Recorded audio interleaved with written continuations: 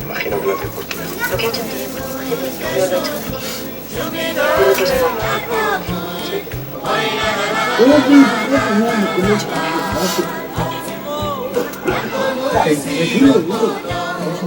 sabes.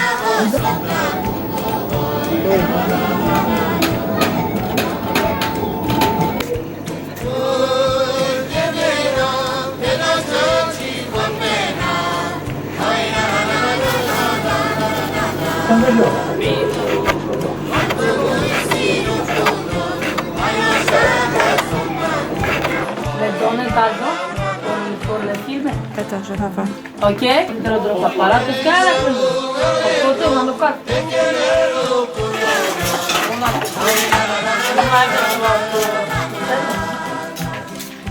Sta finendo.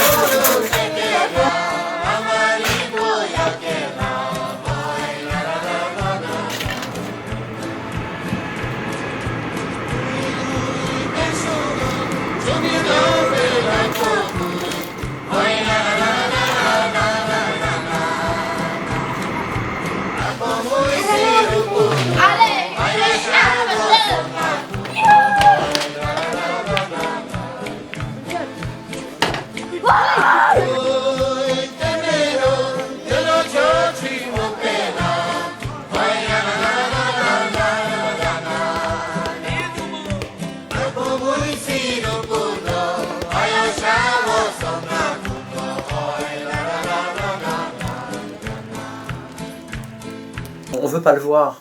C'est-à-dire que pour tout le monde, un campement Rome, dans l'opinion publique, pour ceux qui n'ont jamais pris la peine d'aller voir ou qui n'ont pas de connaissances, eh bien pour eux, c'est une hutte, une espèce de cabane de forêt.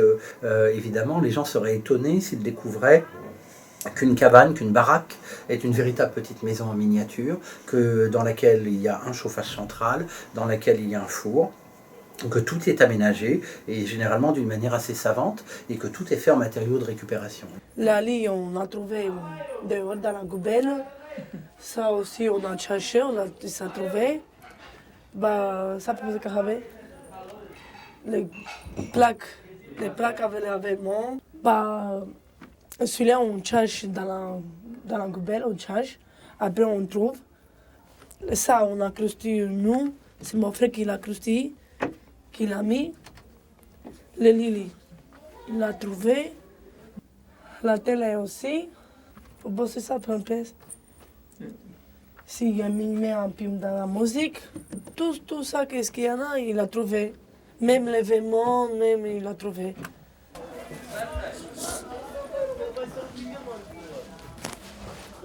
Et maintenant, il fait un peu barbecue. Parce qu'on mange ensemble avec la famille, le barbecue un peu. Et maintenant, je vous montre la cuisine qu'on prépare à manger, qu'on fait. Venez. Ça, c'est de la cuisine qu'on fait un peu manger. On mange ici, on mange tout le monde ensemble. Ça, c'est de l'eau. Regarde au panier. C'est bien qu'il mange là de l'eau un peu. Ça, c'est la lit qui dort. Je t'ai dit qu'il fait tous les jours le ménage. Bah oui, c'est propre parce que tu vois, comme il regarde un peu sale, il fait le ménage tout de suite. Parce que tu vois, il n'est pas, c'est bien le ménage. Ça, Lucia, t'as trouvé Vous avez trouvé, non? Il a trouvé ça aussi. Hein. C'est joli, non? C'est très joli. Moi aussi, j'aime ça.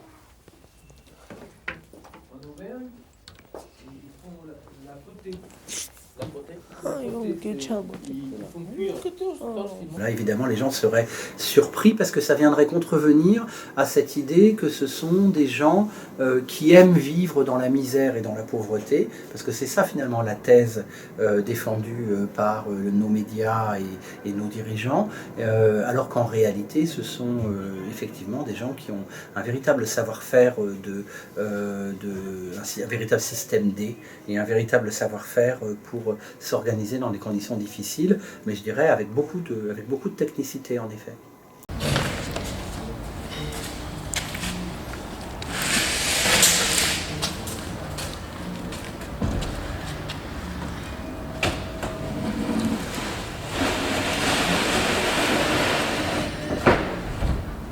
Donc ça c'est des choses qu'on a récupérées pour pouvoir construire après. Parce qu'avec ça on peut construire une baraque. Donc on a été obligé de dominer une baraque pour construire une. On est parti avant parce qu'on voulait récupérer surtout le matériel qu'on aurait besoin plus tard pour construire. Le bagage déjà parce que il y a des gens qui ont plus de bagages, il y a des gens qui ont moins de bagages, mais voilà, on a pu récupérer tout ça. Mais aussi parce que les enfants, on ne veut plus que les enfants soient réveillés le matin, au jour de l'évacuation, par des policiers qui peuvent être des fois très difficiles, qui peuvent être des fois violents, agressifs verbalement et peut-être aussi physiquement. Donc on ne veut pas que les enfants ils voient ça. On veut leur regarder une belle image de ce qui se passe en France et de ce qui se passe autour d'eux et dans le camp. Parce qu'on sait que dans le camp, même s'il y avait beaucoup de pauvreté, il y avait énormément de joie en même temps. Parce qu'on était à l'intérieur du camp, on se protégeait mutuellement et on vivait les choses ensemble. Que c'était de la joie, on la vivait ensemble, que c'était de la tristesse, c'était pareil. On était tous ensemble, on vivait les mêmes choses. Jusqu'en 2011-2012, les expulsions de camps, les destructions de camps étaient des opérations quasiment militaires, avec confinement, avec énormément de forces de police et impossibilité de rentrer. On a d'ailleurs des anecdotes comme ça dans l'association de certains d'entre nous qui sont retrouvés coincés dans des expulsions ou au contraire empêchés d'aller voir les familles qui étaient expulsées. Aujourd'hui, ça s'est tellement banalisé, ça s'est tellement multiplié, c'est tellement rentré dans l'ordre évident des choses que c'est devenu quasiment machinal. C'est-à-dire que les familles elles-mêmes obéissent à l'expulsion d'une manière complètement mécanique et les policiers eux-mêmes le font d'une manière complètement ordinaire.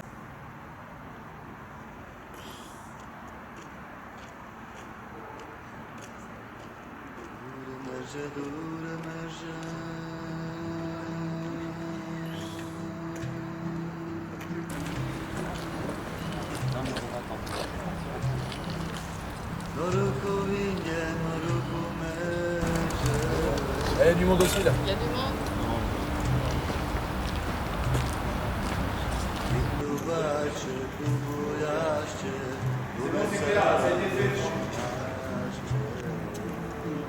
Quelqu'un des huissiers?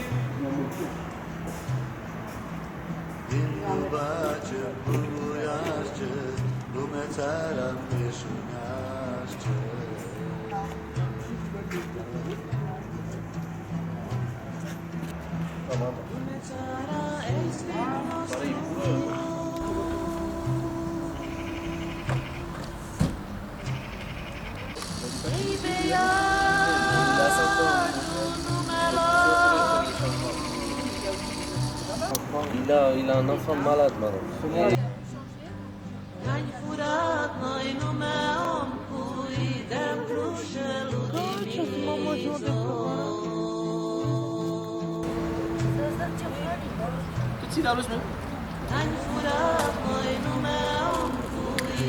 Berumah itu komentar. Baru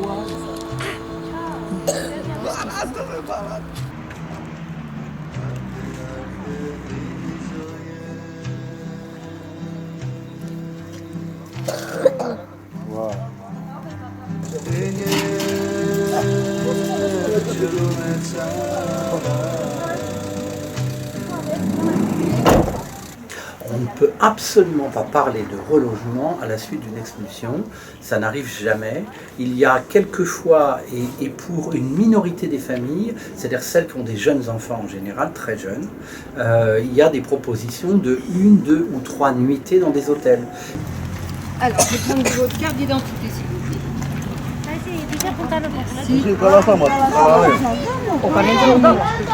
Et comme par hasard, ces hôtels qui sont choisis à ce moment-là sont des hôtels à l'autre bout de la région parisienne, ce qui fait que sur les 3 familles qui bénéficieraient d'une chambre d'hôtel pour 2-3 nuits, il y en a peut-être 1 ou 2 qui iront jusqu'au bout de leur démarche, sans aucune garantie que 3 jours après, les nuitées soient réitérées, et en plus souvent pas dans le même endroit, c'est-à-dire le nomadisme organisé et administratif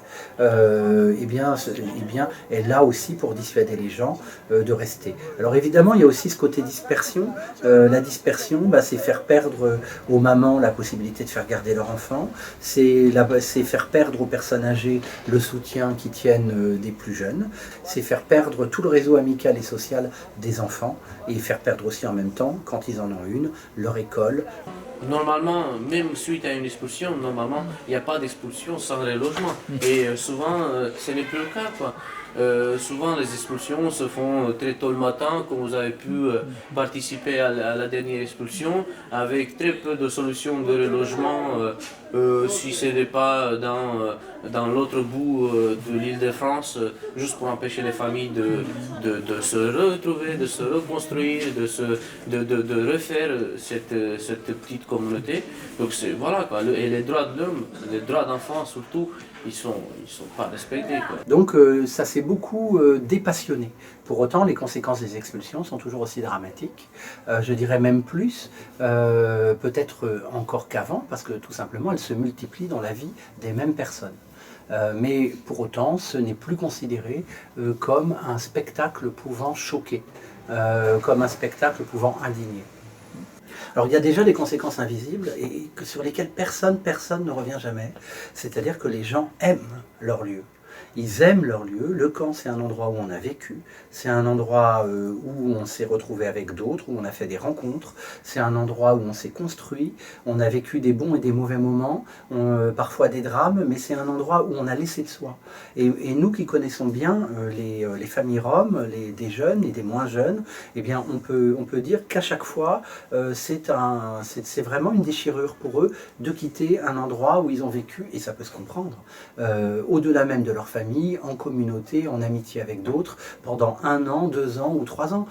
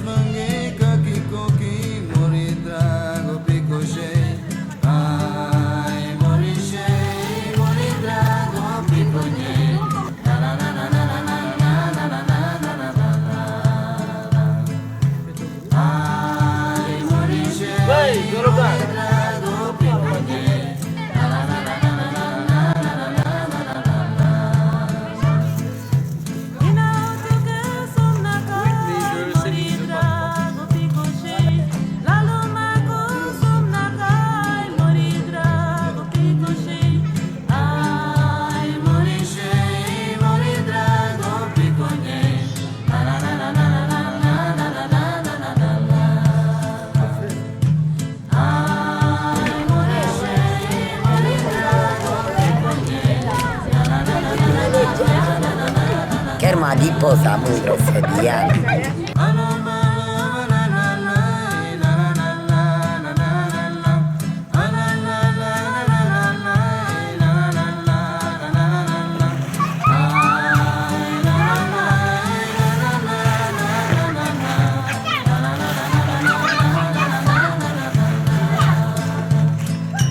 Et des choses qu'on n'imagine même pas, c'est-à-dire que les gens se diraient, après tout, ces gens-là sont hors sol, bah pas du tout. Ils ont des relations avec des habitants, ils ont des relations avec des institutions, ils ont des amis, ils ont des connaissances, et à chaque fois, la destruction du camp, c'est aussi la destruction de tout ce réseau. Et en fait, pendant très longtemps, les gens vont porter une peine et réellement une déchirure. Et alors là, on parle des adultes, qui ont aussi d'autres manières de rebondir parfois, mais il faudrait parler des enfants. Nous qui connaissons bien, qui travaillons depuis longtemps avec des enfants roms vivant dans les bidonvilles, on n'est pas étonné quand on voit des enfants qui regardent sur internet les destructions de leur camp, quand ça a pu être filmé, ou qui regardent sur internet des clips qui parlent de leur camp, du temps où il existait, et qui sont à la recherche de racines et d'espaces où ils ont vécu. Ou alors quand on passe en camion à proximité d'un endroit où ils ont vécu, d'un seul coup c'est le silence, parce qu'ils se rappellent ce qui s'est passé là. Et ça dure très longtemps. On a même des enfants, des jeunes, des adolescents qui vont expliquer des ruptures dans leur vie depuis l'expulsion. C'est-à-dire, il y a eu un moment, l'expulsion d'il y a 3 ans ou d'il y a 4 ans à Moulin-Galant, par exemple, à Corbeil, eh bien, ça a été un virage radical, mais pour du pire, hein, pour quelques adolescentes que nous connaissons bien. Ma maison, il était ici, même là et même là-bas. Et on a cassé tout. Il y avait des arbres, il y avait toutes choses qu'on a pris par ici. Et on a même cassé je ne sais pas comment l'appeler. Et aussi, il y avait aussi les DVD et tout. Il y a tout ici. En fait, je voudrais pas déménager par ici. Je voudrais qu'on restait tout le temps ici, jusqu'à la fin du monde.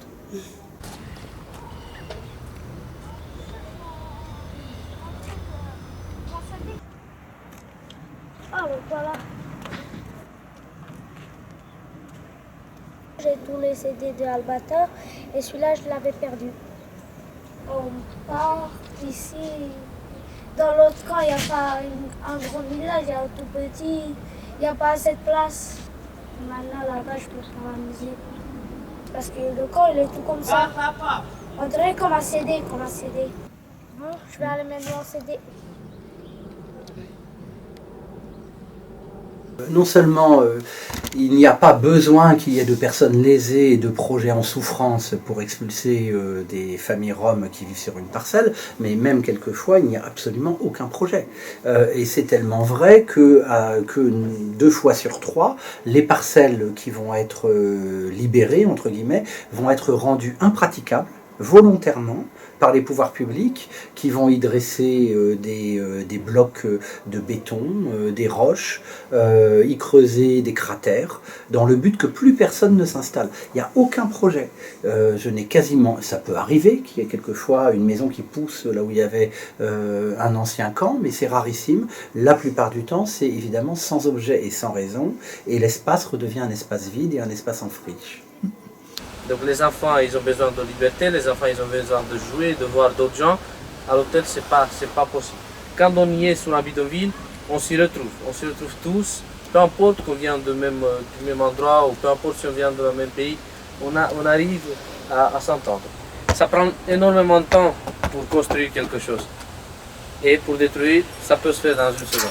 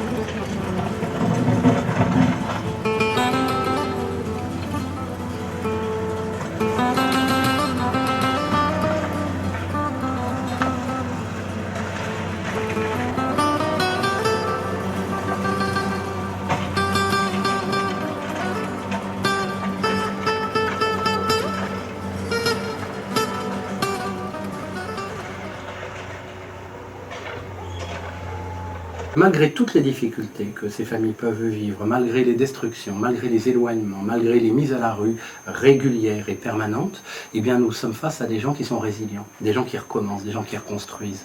Une jeune fille qui anciennement était service civique chez nous disait « Nous, si vous nous cassez notre maison, on en reconstruira une le lendemain. Et vous, si on vous casse la vôtre, que ferez-vous » Et effectivement, il y a là quelque chose d'extraordinaire chez ce peuple, c'est qu'il a tellement subi, tellement souffert, qu'il y a une forme de résilience sociale. Quand nous avons entendu que l'expulsion s'approche à Baranvilliers, nous avons été mis en garde, on va dire, et on a commencé de suite à chercher un nouveau endroit. Heureusement, nous avions de la famille qui s'était installée dans cette ancienne église pentecostale.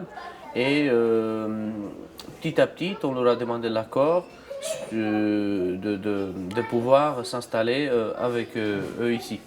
Bien sûr que nous avons eu leur accord pour l'installation et petit à petit, nous avons construit ces baraquements avec, avec ce qui était déjà sur Baranvilliers. C'est-à-dire ces baraques-là, ils étaient dans la même configuration sur l'autre camp. Du coup, petit à petit, on a démoli, mais avec attention pour qu'on ne casse pas les meubles qu'on a récupérés. Et nous sommes installés ici. Et petit à petit, on a construit. Chacun a aidé à la construction des baraques de chaque personne. Souvent, nous récupérons les matériaux que les Français y jettent aux encombrants. C'est-à-dire, ça c'est des placards. Souvent, c'est des placards qu'on va les défaire et qu'on va pouvoir construire des nouveaux baraquements. C'est souvent ça. C'est les encombrants que nous on le récupère et puis petit à petit on construit. Heureusement, des fois, de temps en temps, on récupère du PVC, de la vitre. Comme ça, on peut avoir un peu plus de lumière à l'intérieur de la baraque. Mais bon, souvent, on fait un petit trou et on va couvrir. Comme ça, on a un peu de lumière dans la maison. Les enfants, ils s'adaptent parce qu'en même temps, ils n'ont pas le choix. Ils n'ont pas le choix. Et nous, on leur explique le fait que voilà, ça va et ça vient, quoi.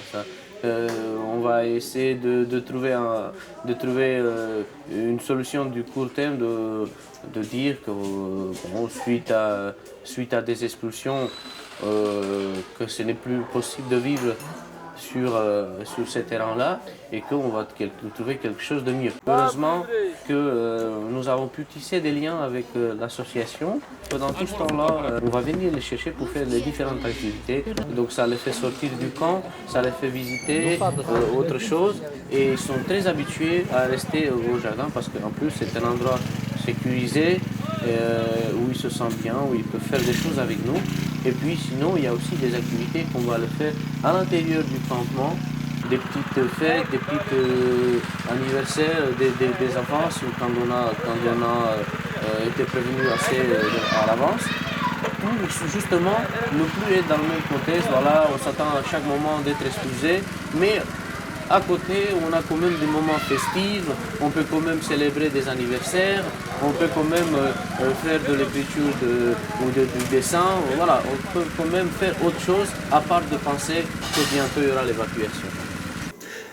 Nous nous sommes rendus compte que les enfants qui vivent dans les bidonvilles sont très sensibles aux actions que l'association Intermède Robinson leur propose. Ils participent très volontiers aux activités, mais aussi à nos projets de spectacle, projets de danse, nos ateliers. Et en plus, nous avons vu que dans notre manière de travailler, eh bien, nous avons pu recruter des services civiques, des jeunes en service civique qui sont roms ou des pédagogues sociaux qui sont également roms et qui trouvent leur place auprès de tous les publics de notre association, dans tous les contextes.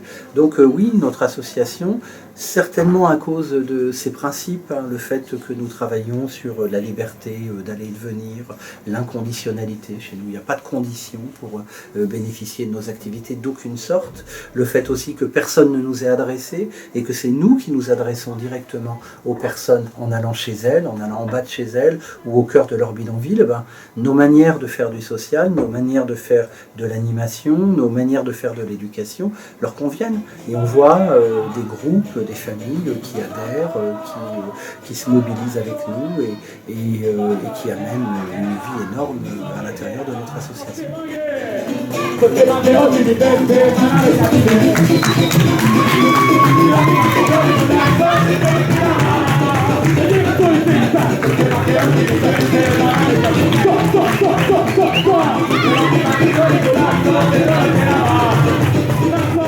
On arrive à scolariser des enfants, mais ça va être pour un court terme, parce que y aura l'expulsion derrière. Et c'est ce qui va empêcher les familles et les enfants de continuer cette scolarisation. En plus, sur ce camp, il n'y a pas une école à proximité. Donc c'est vrai que ça aussi c'est un empêchement. Les familles ne sont pas très motivées d'amener les enfants à quelques kilomètres à pied tous les matins, en sachant que bien sûr, ils n'ont pas le droit de manger à la cantine parce que le tarif maximal il est appliqué à eux parce qu'ils n'ont pas de quotient familial. Souvent, il y a des empêchements au niveau des institutions. Souvent, les mairies nous renvoient en disant qu'il n'y a plus de place dans les écoles, il n'y a plus de place pour les enfants des Roms dans les écoles de françaises parce que les enfants français ils ont peur des enfants roms. Donc on va traumatiser les petits français en leur amenant des enfants roms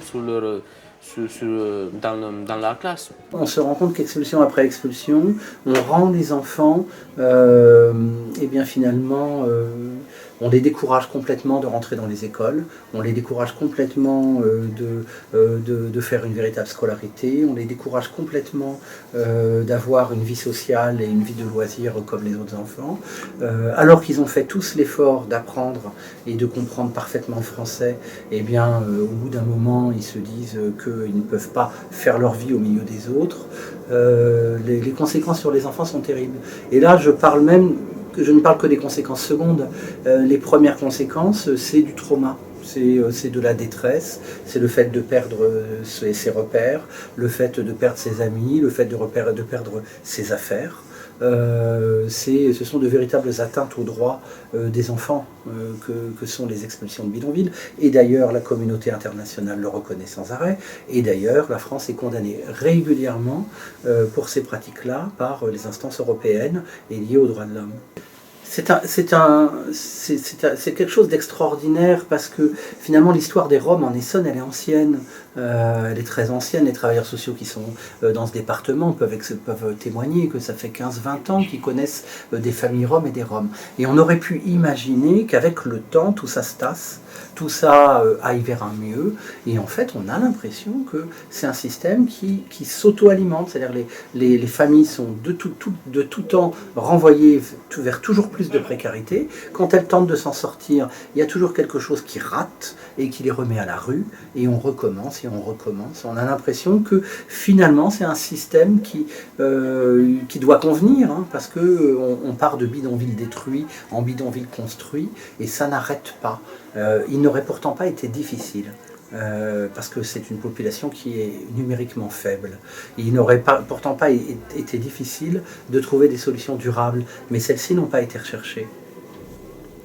Et c'est ça qui est étonnant, parce que par contre tout a progressé, c'est-à-dire que ces mêmes enfants, ces mêmes familles qui en 2008 ne parlaient pas un mot de français, le parlent aujourd'hui couramment.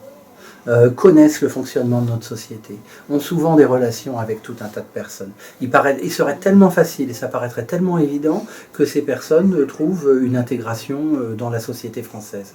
On a l'impression que c'est vraiment sous le coup d'une politique précise, dirigée contre eux, que ces familles restent perpétuellement renvoyées à tout rebâtir à zéro en permanence, dans tous les sens. Rebâtir à zéro leurs droits aux prestations, rebâtir à zéro leur cabane, rebâtir à zéro la scolarisation du petit, rebâtir à zéro l'aide médicale d'État, rebâtir à zéro tout en permanence. C'est une espèce d'entreprise pour que rien ne change. Pour nous ici c'est trop bien, parce que pour les enfants, pour nous aussi, c'est bien, c'est trop bien ici pour nous. Et si on est explosé, on y va où avec les enfants, on y va, qu'est-ce qu'on fait avec les enfants dans la rue, je sais pas, c'est Dieu qui connaît, nous, je sais pas rien. Pour moi, c'est pas bien parce que j'ai mal à cœur, parce que, tu vois, nous, on prend les bagages, on prend les enfants, on y va avec les enfants. Parce que nous, on ne connaît pas, on y va avec les enfants. C'est ça le problème. Même ici, on a encore 12 semaines, je sais pas, un mois, je sais pas. Même la Balanvilliers, on a disposé. C'est trop dur parce que tu vois, comme il y a froid, nous on fait l'autre camp avec les enfants. C'est pas bien avec les enfants parce que tu vois, c'est petit. Alors on cite toujours les villages d'insertion. Ceux-ci peuvent avoir leurs défauts, en particulier quand on dit que ces villages d'insertion, les gens doivent y rester 6 mois maximum ou 1 an maximum. Alors là, on organise encore une nouvelle fois la précarité en l'annonçant dès le départ. Mais en plus, ils sont rarissimes. Un village d'insertion en Essonne, il a fallu attendre il y a quelques années pour en avoir le premier. Il est resté une bonne partie du temps complètement vide. Et là encore, on n'admet que des familles compte-gouttes, et puis pour des durées très très limitées. Donc oui, je pense qu'il y a des solutions. La solution, c'est le village. Mais les villages qu'il faudrait, on ne les a pas encore créés, on ne les a pas conçus. On imagine toujours le passage du bidonville vers la ville comme une espèce de série d'épreuves. Il faudrait en passer par l'hôtel, il faudrait en passer par le logement d'insertion, et encore à chaque fois pour une ultra-minorité, pour quelques élus qui renonceraient à la compagnie de tous les autres. C'est ce modèle-là qui ne marche pas.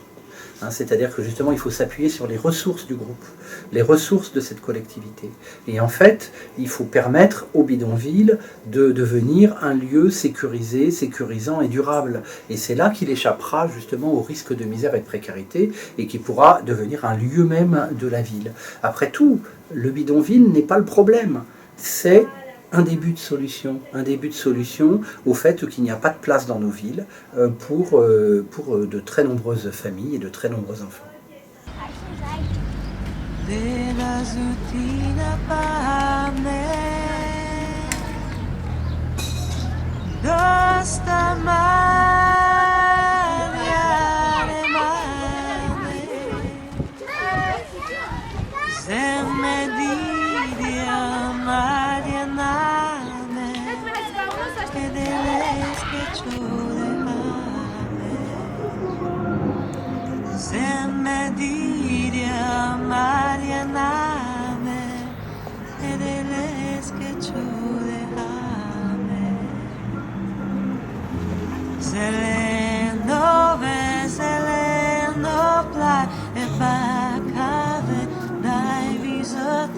Madiana Mendoza, Leles que